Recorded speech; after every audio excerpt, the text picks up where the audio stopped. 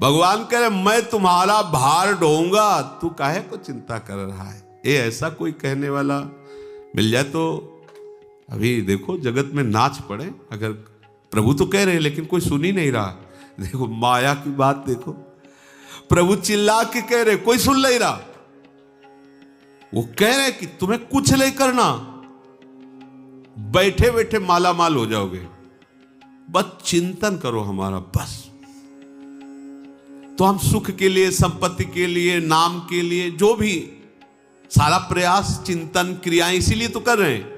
प्रभु कह रहे तुम शांत हो जाओ, मैं हूं। और ये बोल कौन रहे हैं? अनंत ब्रह्मांडों के मालिक, अनंत शक्तियों के स्वामी, मैं योग से तुम्हारा सारी जिम्मेवारी हमारी, बस तुम आराम से बैठ के राधा राधा कहो बस। विश्व का सबसे बड़ा काम है भजन करना, सबसे बड़ा काम।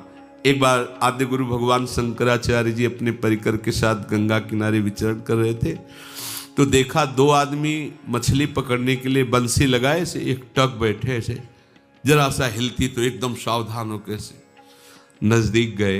करुणा आई, कहा कितने रुपए कमा लेते हो पूरे दिन में? तो उनका स्वामी जी रुपए क्या कमा लेते हैं, कुछ खाने पीने की व्यवस्था हो जाती है, कपड़े की व्यवस्था हो जाती है, परिवार चल रहा है। कितनी देर ऐसा करते हो तुम? सुबह से आ जाते हैं, शाम तक करते हैं। तो 4 मठों की स्थापना आदि गुरु भगवान शंकराचार्य जी ने की चारों कोनों पे, और उनमें अपने शिष्यों को शंकर पद पर, गुरु पद पर विराजमान किया है। उनको भी आज शंकराचार्य ही कहा जाता है। वो सब भगवत ईश्वर से संपन्न, धर्म का रक्षण करने के लिए पूर्ण, जैसे चक्रवर्ती सम्राट, ऐसे 4 कोनों पर आदि गुरु भगवान शंकराचार्य जी के शिष्य के वैदिक सिद्धांतों को माना जाए उस व्यवस्था। तो आप किसी भी मठ में चलो, आओ हमारे साथ, चल दिए साथ, यहां बैठो। जैसे तुम एकाग्रता बंसी में मछली पकड़ने करते थे, 4-4 घंटे कीर्तन करो भगवान नाम का, तुम्हें जो धनराशि मछली बेचने से मिलती थी उससे दुगना मिलेगी, भोजन मिलेगा, वस्त्र मिलेगा। रोज आके से जहां बैठे तो उनके अंदर जलन शुरू हुई। शुरू भी नहीं किया कीर्तन, बोले महाराज हमें आपका भोजन नहीं चाहिए, वस्त्र नहीं चाहिए, व्यवस्था नहीं चाहिए, हमें वही ठीक है, भाग गए। देखो चाहता वो वही सुख के लिए है, लेकिन वो पाप कर्म करके चाहता है। अखिल लोकों के स्वामी भगवान कह रहे हैं मैं तुम्हें जो चाहिए वो दूंगा। अच्छा, यश आज तक जो भगवत प्रेमी महात्माओं का यश हुआ, ऐसा किसी का यश नहीं हुआ। बड़े बड़े महात्माओं का यश हुआ है।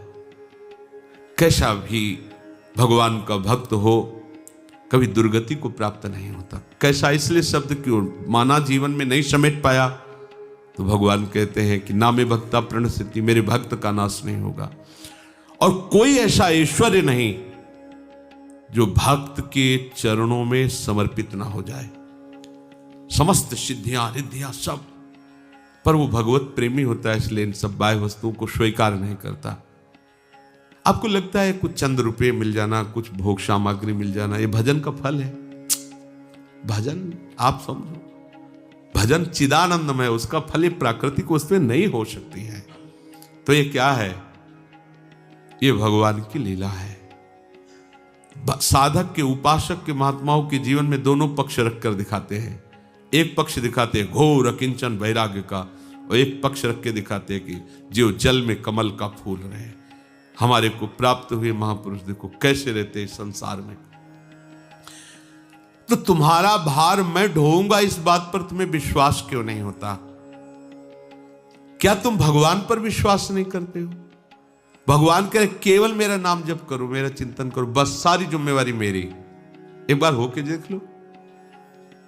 2 बार तो होना ही नहीं पड़ता, एक ही बार में काम हो जाता है। अंदर से होके, जबान से तो कहते हैं, देखो जबान से तो बहुत लोग कहते हैं कि मैं भगवान का हूं, वैसे सब कोई भगवान का अस्तित्व रख रहे हैं पर जान नहीं रहे। जैसे देखो पत्नी से बहुत प्यार है, भाई से बहुत प्यार है, पुत्र से बहुत प्यार है, लेकिन उस पुत्र के अंदर जो विराजमान है उससे तो प्यार है नहीं, उससे परिचय नहीं। पर जब वो मर जाता है, अर्थात वो चला जा, अंतर ध्यान हो जाता है, तो उसी पति के पास बैठने में डर लगता दो लोग, अगर रात्रि भर वो कमरे में वहां रुकना है, सुबह फूंकना है, तो लगेगा अकेले नहीं रुकूंगी, दो लोग साथ रखो। क्योंकि बोले क्यों, वो है नहीं ना। कौन? उसका उत्तर उसके पास नहीं है। जिस शरीर को प्यार किया, जिस शरीर को पति माना, जिस शरीर का परिचय, वो तो तुम्हारे पास है। डर लग रहा है मुझसे क्योंकि वो नहीं है। कौन? उसको जानती नहीं है, पर कहीं ना कहीं आदर उसका ही था। कितना बड़ा उस शरीर का अनादर किया जाता है, लकड़ियों में रख के ऐसे फूंक दिया जाता है। तो जान करके अनजान करके हम आदर उन्हीं का कर रहे हैं। पर अगर हम जान करके स्वीकृति ले ले कि हमारा संबंध केवल भगवान से है, भगवान के सिवा नहीं, तो देखो, अभी देखो, भगवान के सिवा कौन संबंध किससे रखता है? कोई कितना लाडला हो, वो वही कहेगा ले जाओ इसको, फेंक दो जाके। क्यों? वो नहीं है। कौन? जानते नहीं है। तो तुम प्यार किससे कर रहे थे? शरीर से। शरीर तुम्हारे आगे रखा है। बोले नहीं, जानते नहीं, पर कहीं ना कहीं प्यार उसी से था, इसको तो ले जाओ। ये हम स्नेह उसी से रखते हैं। अगर जानकर उससे स्नेह कर ले तो जीवन मुक्त हो जाए। गीता जी में भगवान कह रहे अनन्यस चिंतयन्तो माम, तुम्हारा केवल कार्य है मेरा चिंतन, मेरा भजन करना। आदेश कर रहे हैं जिनके हम भरोसे पे हैं। हमारा एक कार्य केवल है, प्रियालाल का चिंतन करना, प्रियालाल की सेवा, प्रियालाल का नाम जब एक ही कार्य के अंतर्गत है। हमारे सारे कार्य की जिम्मेवारी भगवान के हाथ में, सारे कार्य की। बड़ा आश्चर्य में चमत्कार उसको अनुभव में आता है जो प्रभु के आश्रित रहता, कदम कदम पर। अरे निहाल हो जाता है। सोचो, इतना बड़ा मालिक। अच्छा, दूसरा कोई हमसे वादा कर दे तो हमारे साथ नहीं रहेगा, और ये ऐसे हैं कि एक क्षण के लिए हमें छोड़ेंगे नहीं, हमारी सत्ता ही नहीं उनके बिना। ये भी नहीं कि आज वादा करके जा रहे हो, कल मुकर जाओ तो, हमारा फोन ना उठाओ तो हम फिर क्या करेंगे? ये यहां है, लेकिन वहां नहीं है। फोन की जरूरत नहीं, वो हर समय आपके समीप, इतने समीप है कि आप अपने भी नजदीक उतने नहीं जितने प्रभु आपके नजदीक है। आप अपने भी नजदीक उतने नहीं जितने प्रभु आपके नजदीक है। केवल अनन्य चिंतन जो करता है, दूसरे किसी का आश्रय नहीं, दूसरा कोई बल नहीं। ये बहुत बड़ी सामर्थ्य इसमें है। ये कोई साधारण श्लोक नहीं, साधारण शब्द नहीं है, बहुत बड़ी सामर्थ्य। बस हम रोज सुनते और निकलते चले जा रहे हैं बड़े बड़े मंगलमय शब्द, पकड़ एक भी नहीं पाते। इसलिए प्रारंभ में कहते हैं कि श्रद्धा विश्वास पूर्वक सुनो, एकाग्रता पूर्वक मनन करो और उसे जीवन में धारण करो, अपनी धारणा बना लो। भगवत चिंतन में जो लग गया, उसका सारा का सारा भार प्रभु ले लेते अपने ऊपर। तो थक जाते होंगे, भार ले लेते। अरे उनके एक सेवक है गरुड़ जी महाराज। देवराज इंद्र पूछ रहे हैं कि महाराज आप में कितना बल है, थोड़ा परिचय बता दो।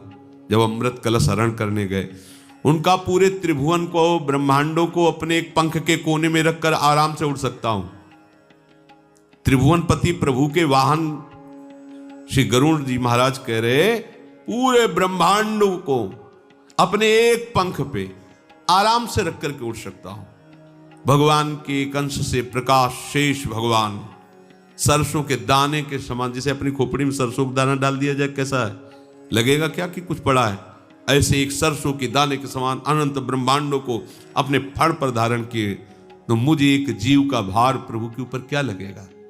विश्वास तो करो, तुम निश्चिंत हो जाओगे, महा आनंद में हो जाओगे, कोई भी दुख तुम्हें छू नहीं पाएगा। तुम भगवान के भरोसे तो हो जाओ। ये कल्पना की बात नहीं है, ये कवियों की कल्पना के शब्द नहीं है पूज्य भाई जी महाराज। ये कल्पना की बात नहीं है, कवियों की कल्पना के शब्द नहीं है। ये सत्य है, ये तथ्य है, ये अनुभूत है, अनुभव युक्त है। ये मेरे प्रैक्टिकल की चीज है भाई जी, मेरे प्रैक्टिकल की चीज है, अनुभव की चीज है। बनावटी बात कहने सुनने में मुझे स्वाद नहीं आता।